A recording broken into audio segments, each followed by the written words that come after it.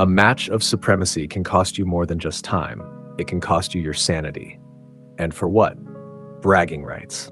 Another win added to the tally. But if you're not quite there yet, don't worry. By the end of this video, you'll be well on your way to doing exactly that. Before we jump in though, as always, I just want to say a massive thank you for the support. You guys have been going crazy lately, and it definitely hasn't gone unnoticed.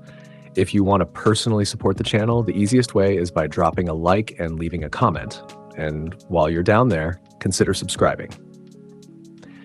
The second way you can support me at no extra cost to yourself is by using my creator code Icarus in the web store when picking up your Security Council, Gold, or Elites. Either way, I genuinely appreciate it. With all that out of the way, let's get into it. If you're watching this video as a complete noob or just someone trying to increase their win rate, this is exactly how I personally recommend doing it. Now, if you've played a few matches of Supremacy before, you've probably seen game modes like Flashpoint and USA Battlegrounds. In my opinion, these are the best modes for trying new things, and more importantly, for getting easier wins, which is obviously why you're here. There are a couple of reasons for this. One of the main ones is that these modes are usually packed with newer or less experienced players, which naturally makes the competition weaker. On top of that, a decent portion of those players will go inactive before the match even ends. Now, before you think I'm about to make you sit through a long, drawn-out match, don't worry. Stick with me, because this actually works in your favor, and not just for the obvious reasons. Another reason I personally love these match types is that, unlike most others, they have map borders, and that lets you take full advantage of my favorite game feature, terrain advantages. Of course, things like starting location and economy still play a huge role in how your match turns out. But from my experience, countries like Iran and Turkey are great picks for Flashpoint, and California and Washington are solid choices for Battlegrounds. Don't worry though, we're going to dive into all of that in just a moment. For Flashpoint, the main reason I recommend Turkey is that although it has a lot of neighbors, as I mentioned earlier, many of them will go inactive. On top of that, Turkey is one of the larger economies in the mode, with 7 starting cities, which gives you a huge advantage in a region mostly made up of countries with only 5 or 6 homeland cities. Another big benefit is Turkey's position on the map. Sitting in the bottom right, if you're smart about choosing allies in the Mediterranean or nearby regions, you can massively reduce the area you actually need to defend. Less borders, less stress. In terms of troops, I personally recommend picking up frigates for each of your port cities and researching recon vehicles and motorized infantry early on. Once that's done, you can start developing your air force. The reason I suggest recon vehicles is simple. When players go inactive, the AI takes over, and it can sometimes feel like you're still fighting a real player. When you're clearing territory, you'll often run into random infantry in unpredictable places. Pairing a recon vehicle with an extra infantry unit makes clearing land much smoother and avoids annoying surprises.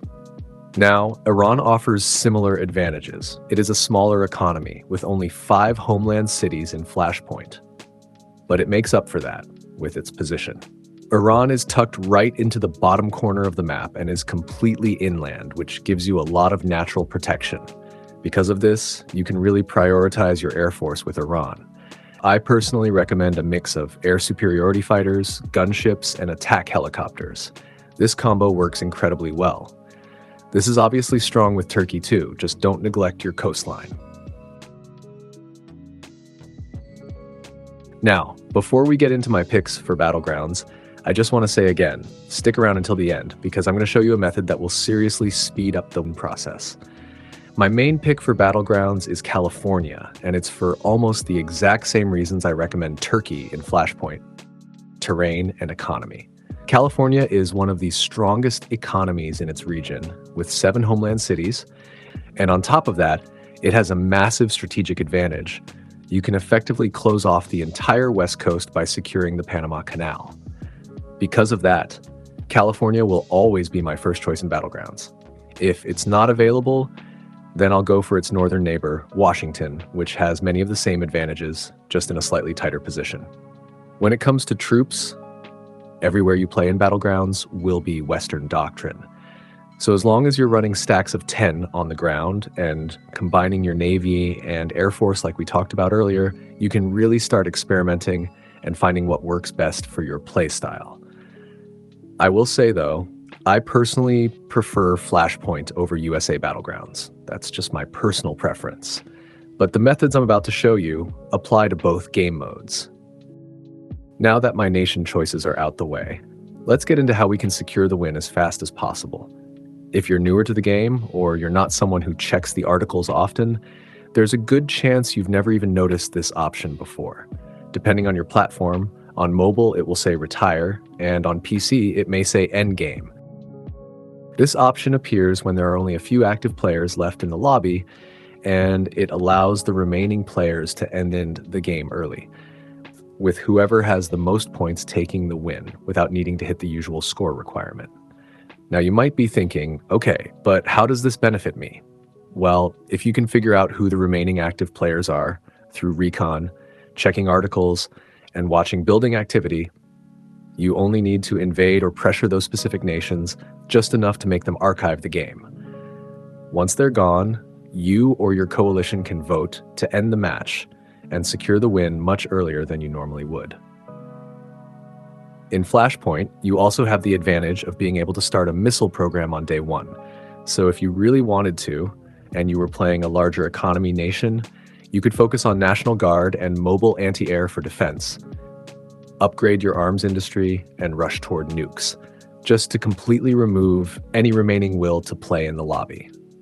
One important thing to note, I'm not entirely sure if there's a set player number, time limit, or hard trigger for when this option appears. From my experience, it usually shows up when there are around 5 or 6 active players left.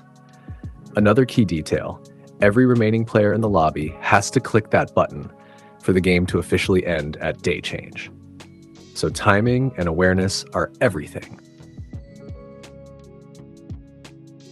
I hope after today's video we've got you on the right path, and if not, and you still have some questions, drop them in the comments below. I'm more than happy to help.